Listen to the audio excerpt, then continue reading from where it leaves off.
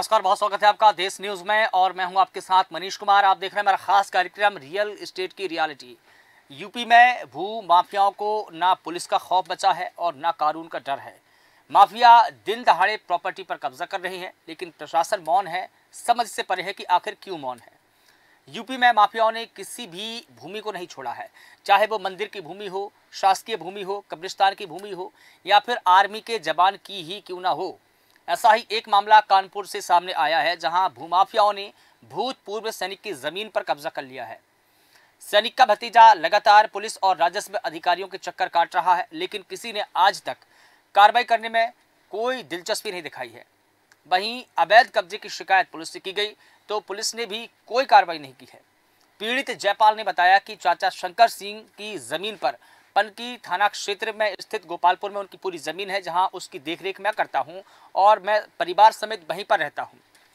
चाचा शंकर सिंह सेना से सेवानिवृत्त होने के बाद में मुंबई चले गए हैं और विश्वास पात्र मानकर संपत्ति और भवन की जिम्मेदारी मुझे ही सौंप गए हैं, लेकिन क्षेत्र में रहने वाले कुछ दबंग किस्म के लोग चाचा की जमीन पर जबरन कब्जा कर बाउंड्री का निर्माण कर लिया है। जब दबंगों का विरोध किया तो उन्होंने मेरे साथ मारपीट की, गाली गलौज की। शिकायत जिसकी हमने पनकी थाना में की है, लेकिन उसका भी कोई समाधान नहीं निकाला है। बता दें कि पुलिस ने आज तक इस पूरे मामले में कोई कार्रवाई नहीं की है। लगातार पुलिस के चक्कर काट रहे हैं। वहीं आरोपी को जान से मारने की धमकियां लगातार मिलती रहती है।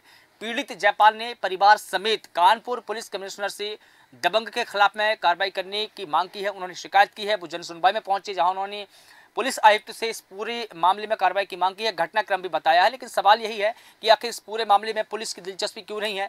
सबसे पहले हम उनका बयान सुनेंगे, इसके बाद इस पूरे मुद्दे पर चर्चा शुरू करेंगे।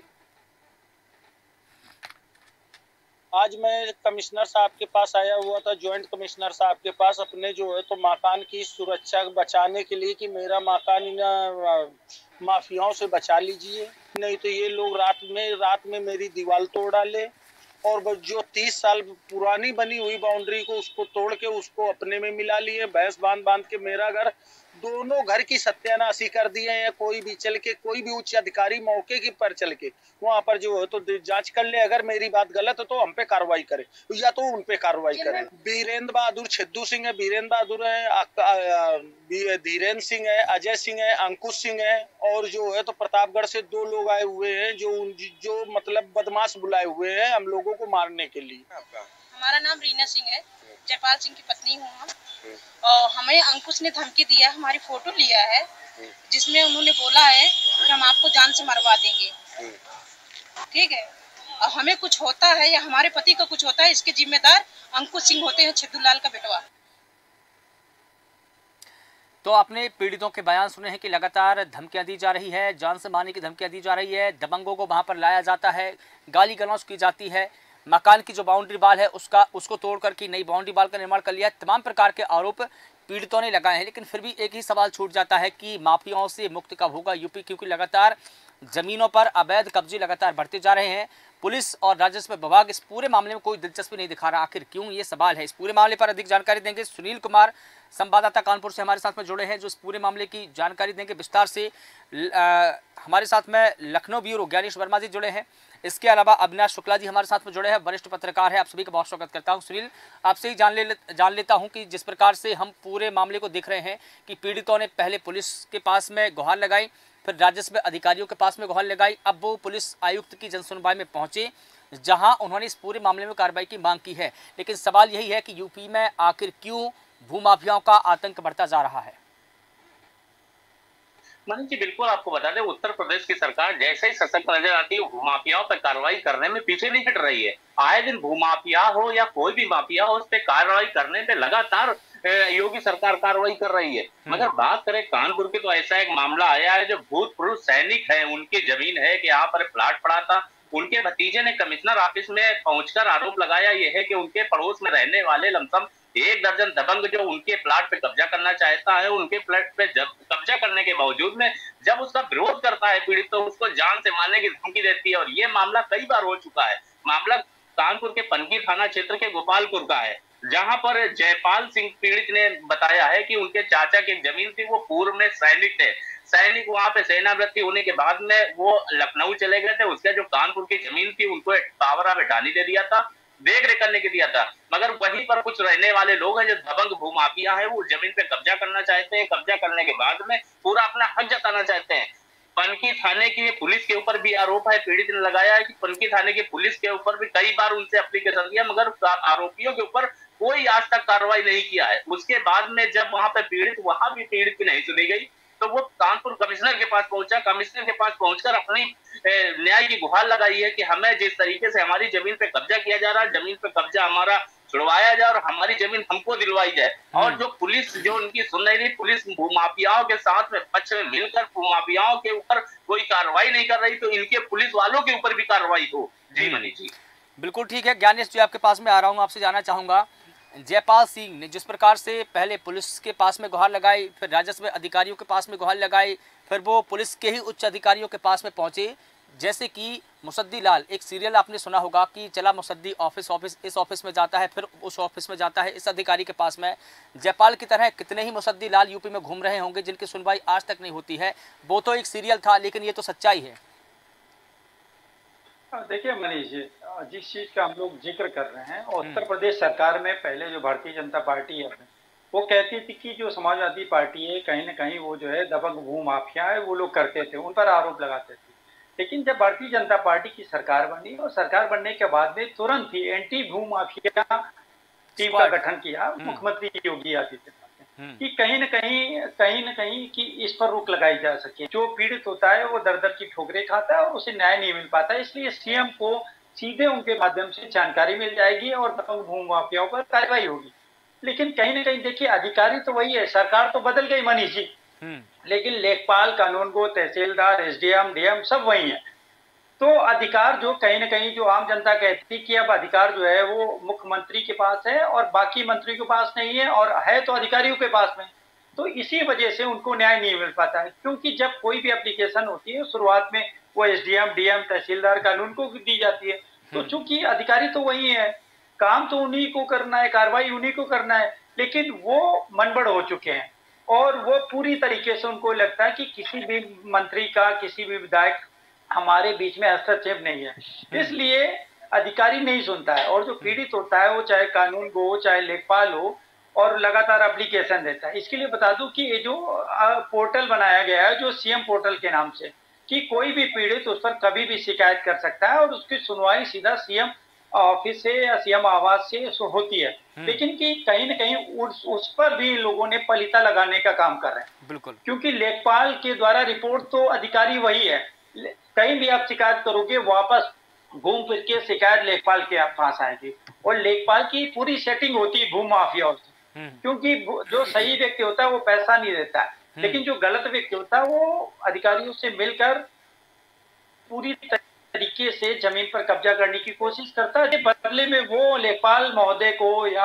उच्च अधिकारियों को मोटी रकम देता है, और इसी वजह से यही कारण है कि जो सही मालिक है नहीं मिल पाता है। तो कहीं न कहीं ये पूरे सिस्टम का है ना, पूरा सिस्टम मनीष जी, इस पर कार्रवाई की जरूरत है। और जब किसी उच्च अधिकारी की आप जांच कराओगे या आप एप्लीकेशन दोगे, तो वो इसलिए उस पर कार्रवाई नहीं होता, वो कहता है कि हमारे ही विभाग का आदमी है और हमारे कर्मचारी पर कैसे कार्रवाई कर देगा। वो चाहे लेखपाल हो, चाहे तहसीलदार हो, चाहे एसडीएम हो, जांच उनके पास आएगी और फाइलों को महीनों तक दबाए रखते हैं। और फिर वो एक जो पीड़ित व्यक्ति होता है उसकी चप्पलें घिसकाती है, ऑफिस टू ऑफिस दौड़ते, और उसका कोई काम नहीं होता, वो सिर्फ फिर वाद विवाद, मर्डर, इस तरीके से सिस्टम चलता रहता है। और न्याय सिर्फ किताबों में मनीष जी। बिल्कुल, मैंने ज्ञानेश जी इसीलिए एक सीरियल का जिक्र किया, चला मुसद्दी ऑफिस, आपने वो सीरियल सुना होगा। उनकी कई जोड़ी चप्पलें घिस गई, लेकिन उनको फिर भी उनकी जो पेंशन थी नहीं मिल पाई। उन्होंने रिश्वत दी, इस ऑफिस गए, उस ऑफिस गए, लेकिन अंत में क्या हुआ, पेंशन फिर भी नहीं मिली। यही हालात असली लोगों के हैं, ये असली जिंदगी के मुसद्दी लाल हैं।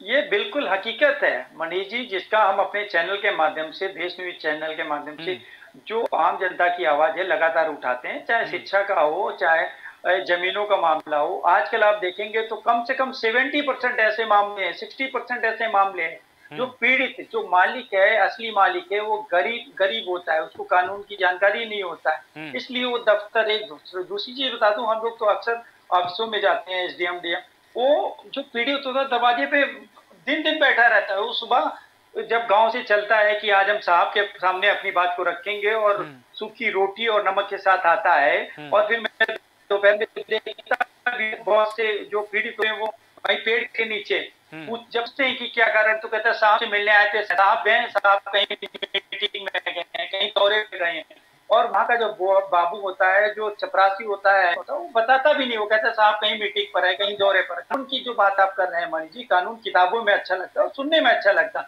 लेकिन धरातल पर बिल्कुल नहीं है। जबकि बता दूं, कल 15 अगस्त था, कल योगी आदित्यनाथ ने विधानसभा में संबोधन में कहा था कि अधिकारी जो है लगातार गरीब जनता के लिए है और उनका सीयूजी नंबर उठाए और उनसे बात करे, जो भी उनको न्याय हो, न्याय मिलना चाहिए। लेकिन अधिकारी सिर्फ सुनते और निकाल देते हैं। उनको ये लगता है कि भाई आम जनता है, कहां तक जाएगा, कितनी ऊंचाई तक जाएगा। इसी वजह से पूरा कारण है कि सिस्टम जैसा था वैसे ही चल रहा है। हालांकि जो योगी आदित्यनाथ है मुख्यमंत्री, लगातार आदेश तो जरूर करते हैं। यहाँ तक बता दूं, ऐसे ऐसे अफसर हैं जो जिम्मेदार अफसर, वो सीयूजी फोन उठाना उचित नहीं समझते। जबकि सीयूजी फोन इसीलिए बना हुआ है कि भाई आप जो आम जनता है उसको न्याय दिलाइए। सरकार ने आपको इसीलिए, लेकिन चूंकि आप भी जिम्मेदार नहीं है, मैंने बताया कि मनीष जी उस केबिन में ये गरीब जनता घुसने को डरती है कि हम क्या कहेंगे, और साहब एप्लीकेशन लेंगे, कहेंगे ठीक है जाइए जाइए आप उनसे मिल लीजिए, सिर्फ फाइलों में, और उनको जल्दी आना है, जल्दी जाना है, सिर्फ इस पर। अगर इस पे मनीष जी मैं बता दूं, इसका भी आकलन करना चाहिए सरकार को कि किस जिले में कितनी एप्लीकेशन आए और कितनों को न्याय मिला। अगर ये हो जाए तो मुख्यमंत्री जनता दरबार खाली हो जाए, क्योंकि जब जिले से न्याय नहीं मिलता तो मुख्यमंत्री के आवाज पर मुख्यमंत्री के दफ्तर चक्कर लोग लगाना शुरू करते। और हालांकि उन तक अगर कोई जानकारी आती है, मामला संज्ञान में आता है, तो निश्चित ही उसमें कार्रवाई होती है। ठीक है। लेकिन बड़ा सवाल ये है कि आखिर जो मोटी रकम ले रहे हैं जिम्मेदार अफसर है, वो क्या कर रहे हैं? वो सिर्फ application to application, office to office दौड़ाने का काम करते हैं। भाई 2-10 एप्लीकेशन भी मामले को संज्ञान में अगर ले लेते हैं और निर्णय हो जाता है तो यही बड़ी सफलता होती है। अधिकारी को सोच की जरूरत है, लेकिन चूंकि लेखपाल से लेकर कानून को तहसीलदार खेल खेलते रहते हैं और पीड़ित ही रहता है, और जो दबंग माफिया बाकायदा जमीन को बेचकर मलाई खाता है। और अगर कोई पकड़ा भी जाता है उस पर कभी कार्रवाई नहीं होगी। मनीष जी आपको बता दूं कि कभी भी जमीन का मामला होता है, अगर बहुत उच्च स्तरीय मामला पहुंचा तो उस पर कभी ये मामला निकल के नहीं आएगा कि इसको बेचा किसने था, उसको सलाखों के पीछे डालिए या उस पर कार्रवाई करिए। वो जमीन ले ली जाएगी और फिर वैसे को जैसा का तैसा चलता रहेगा। तो इसमें जो दबंग भूमाफिया प्रशासनिक अधिकारी सब संलिप्त रहते हैं और उसी के कारण जो है लगातार संख्या बढ़ रही शिकायतें। जी ठीक है। अविनाश शुक्ला जी, मैं आपके पास में आना चाहूंगा। जिस प्रकार से ज्ञानेश जी बता रहे हैं कि कल ही विधानसभा में मुख्यमंत्री योगी आदित्यनाथ ने अधिकारियों को दिशा निर्देश दिए हैं। उन्होंने कहा कि जीरो टॉलरेंस की नीति के तहत आप जनता की सुनवाई करें।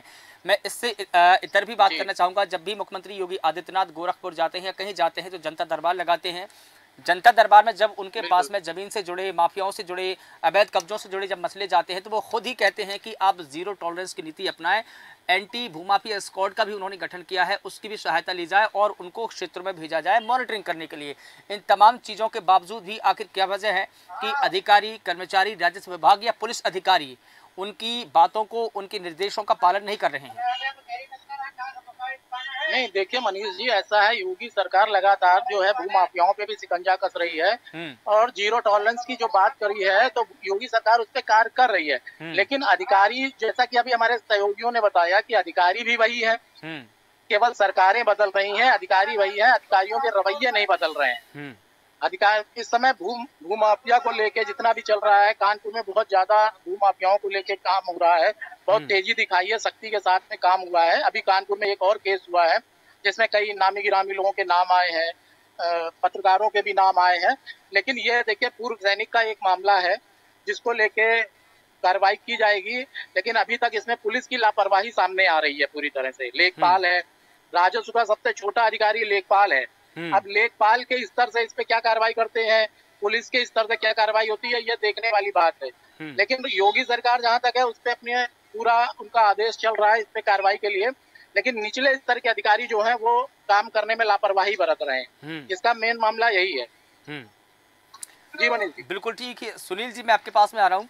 जिस प्रकार से हम पुलिस की, खास तौर पर यूपी पुलिस की या कानपुर या कहीं और जगह पर हम स्क्रिप्टेड कार्रवाई देख रहे हैं, जो छुड़भैया टाइप के जो बदमाश होते हैं, जेब कतरा होते हैं, छोटी मोटी चोरी वगैरह करते हैं, उन पर किस प्रकार से वो स्क्रिप्टेड कार्रवाई करते हैं। पहले मोबाइल का कैमरा ऑन करते हैं, पीछे पीछे उनके दौड़ते हैं, दौड़ने के बाद में उनको पकड़ लेते हैं झट से।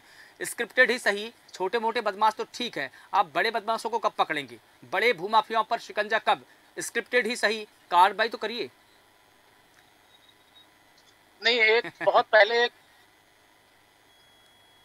ऐसे कई वीडियो आप देख सकते हैं अपने चैनल के माध्यम से, मैंने दिखाया भी है। कई वीडियो ऐसे आए हैं कि पुलिस को जब गुडवर्क करना होता है तो पहले वीडियो चालू कर लेते हैं अपराधी को पकड़ के। अपराधी जो मेन अपराधी होता है उसको पुलिस नहीं पकड़ पाती। मैंने वही तो कहा कि जो छोटे मोटे जेब कतरा है उनको पकड़ते हैं। उनको पकड़ते भी कैसे हैं? पूरे पहले मोबाइल का कैमरा ऑन कर लेते हैं, फिर पीछे पीछे दौड़ लगाते हैं और आराम से पकड़ लेते हैं। तो ये स्क्रिप्टेड इसलिए कहा मैंने। तो ऐसे ही कार्रवाई स्क्रिप्टेड करिए, लेकिन बड़े भूमाफियाओं पर करिए ताकि आपका भी नाम हो। देखिए, बिल्कुल मनीष जी आपको बता दें, क्योंकि बड़े मुंह माफिया जो होते हैं, बड़े माफिया कोई भी, चाहे भू माफिया हो या खनिज माफिया हो या कोई भी माफिया हो, जो बड़े माफिया होते हैं वो कहीं न कहीं उनके साथ में कुछ बैकअप में अधिकारी और जो सफेद कोट के नेता हैं वो उनके बैकअप में होते हैं। इसलिए बड़े माफियाओं पे कार्रवाई नहीं हो पाती और पुलिस भी कार्रवाई करने से दबती है, क्योंकि उनको पता है कि उनके पर कार्रवाई करेंगे तो शायद मेरे ऊपर पीछे भी गाज गिर सकती है और मेरी वर्दी उतर सकती है, मेरे ऊपर जांच बैठ सकती है और मेरी नौकरी जा सकती है। तो ऐसे में उत्तर प्रदेश की योगी सरकार, उनके दावे तो तमाम है, दावे तमाम कर रहे हैं, वो शासनादेश जारी कर रहे हैं, अधिकारियों को हर बार गाइडलाइन दे रहे हैं, मगर वो दावे कितने हैं? दावे धराशाही रह जाते हैं, वो हवाई साबित हो रहे हैं। और कानपुर में इनका नजारा देखने को मिल रहा, आए दिन कोई ना कोई। आप ये समझिए, कानपुर कमिश्नरेट में दिन भर में अगर हम बात करें तो वहां पर कम से कम अगर 100 एप्लीकेशन आती मनीष जी, तो 100 एप्लीकेशन है, 10 एप्लीकेशन केवल भूमि विवाद या छेड़छाड़ के मामले ऐसे आते हैं। तो ऐसे में उत्तर प्रदेश की योगी सरकार तमाम दावे तो करती है, मगर उनके जो अधिकारी हैं उनके लगातार उनके दावे खोलते नजर आ रहे हैं। ये एक समझने वाली बात है मनीष जी। बिल्कुल ठीक है ज्ञानेश जी, जैसा कि सुनील जी बता रहे हैं कि जब भी वो बड़े जो भूमाफिया है या बड़े गुंडे टाइप के लोग हैं उन पर हाथ डालेंगे तो उनको पता है कि हम पर ही कार्रवाई हो जाएगी, हमारी वर्दी उतर जाएगी या सस्पेंड वगैरह हो जाएंगे। तो फिर ऐसे में सवाल यही है कि जिस प्रकार से आप छोटे मोटे लोगों पर कार्रवाई करते हैं जो जेब कतरा टाइप के हैं, उन लोगों पर भी नाटकीय कार्रवाई क्यों करते हैं? उनको भी छोड़ दीजिए। देखिए भला छोड़ दीजिए सब लोगों को। बिल्कुल सही, उनको बिल्कुल आपने सही कहा, उनको गुडवर्क दिखाना होता है और उनके पास इतनी नहीं होती। मैं आपको ताजा मामला बताऊंगा, एक 12 अंकीय जिले का मामला था और 77 वर्षीय बुजुर्ग को, 13 वर्षीय बच्ची को और इंस्पेक्टर साहब ने बिठा लिया और बिठाने के बाद में सादे पेपर पर साइन करा लिया और उसके बाद जब उसे कहा जा रहा है तो केवल पूछताछ के लिए बुला रहे हैं, जबकि उसमें मामला बाद में पता चला वो पैसे को चक्कर में उसको छोड़ नहीं रहे थे। लेकिन जब मामला डीआईजी तक पहुंचा तब तो इन पुलिस वालों को पता होता है कि ये आम व्यक्ति, इसकी ज्यादा ताकत नहीं है और जब कोई व्यक्ति सेटिंग करा देता है, जब धनराशि उन तक पहुंच जाती तब वो कहते हैं ठीक है चलो अब मामला रफा दफा हो गया।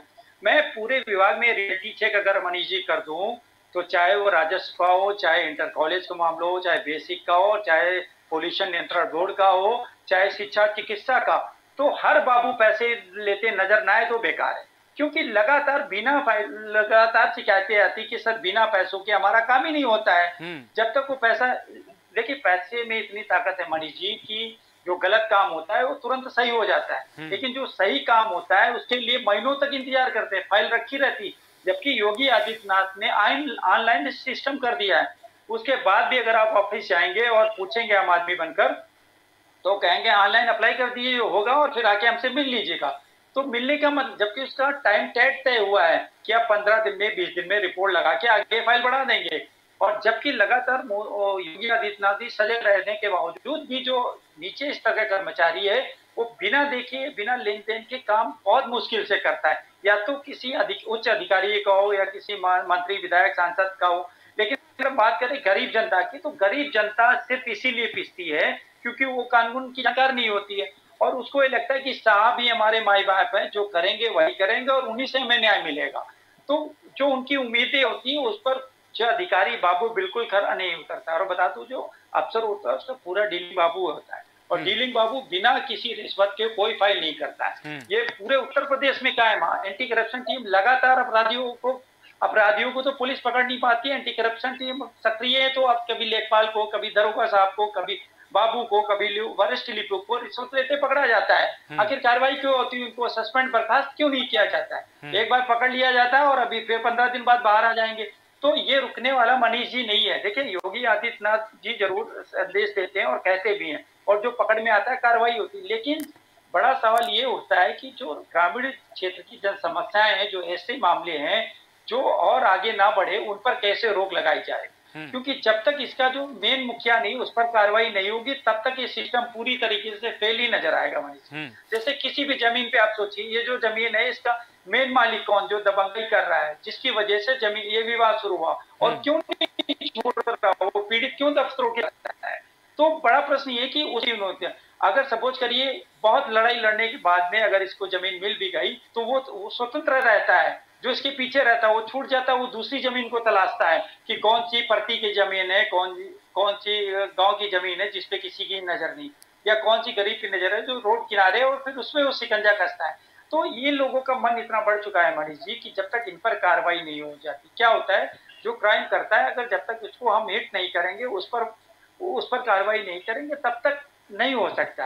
और चूंकि लेखपाल, सपोज करिए लेखपाल ने कोई रिपोर्ट लगा दी गलत पे, और उसके बाद में साबित दोबारा जांच में होता है कि लेखपाल ने गलत रिपोर्ट लगाई, तो उस लेखपाल पे भी क्यों नहीं कार्रवाई होती है कि तुमने पहले किस बेस पे रिपोर्ट लगाई थी। और किसी व्यक्ति ने अगर गलत रिपोर्ट लगा दी, दोबारा जांच आप कराओगे तो दोबारा भी वही लगाता है। उस अधिकारी का कहना होता है कि हम सक्षम अधिकारी के बराबर जो रिपोर्ट लगी है वही लगाएंगे, हम क्यों बदले। वो बदलता ही नहीं, क्योंकि उसके सामंजस्य से वो अधिकारी होता है, तो उसको फंसाने का काम वो नहीं करता है। तो चाहे जमीन का हो, चाहे शिक्षा का हो, चाहे ऐसे किसी मामले, वो लगातार चलते रहते हैं। आपने कभी भी देखा होगा कि एंटी करप्शन टीम ने पकड़ा, उसके बाद क्या कार्रवाई हो आई डोंट नो, कोई नहीं जानता है, फिर वो चला जाता है और पीछे से छूट जाता है। बिल्कुल। तो इसको रोकने के लिए जब तक ये अधिकारी सजग नहीं होंगे, डीएम एसपी लगाम पूरी तरीके से नहीं खींचेंगे, तब तक ये नहीं सुधरेगा। और जो आम जनता है वो कानून की बात करता है, कानून के हिसाब से चलता है, लेकिन उसको न्याय बहुत मुश्किल से मिलता है। बिल्कुल ठीक है। अविनाश शुक्ला जी, आखिरी टिप्पणी आपने शॉर्ट में लेना चाहूंगा। जिस प्रकार से पूरा हम मामला देख रहे हैं कि भूमाफियाओं ने एक पूर्व सैनिक की जमीन पर कब्जा किया, उनके भतीजे ने ये पूरा केस पुलिस को दिखाया, राजस्व अधिकारियों को दिखाया, अब वो ऑफिस दर ऑफिस के चक्कर काट रहे हैं। जब पुलिस आयुक्त के पास में पहुंचे तो उन्होंने कहीं ना कहीं आश्वासन तो दिया है, लेकिन क्या लगता है आपको कि न्याय मिलेगा उनको?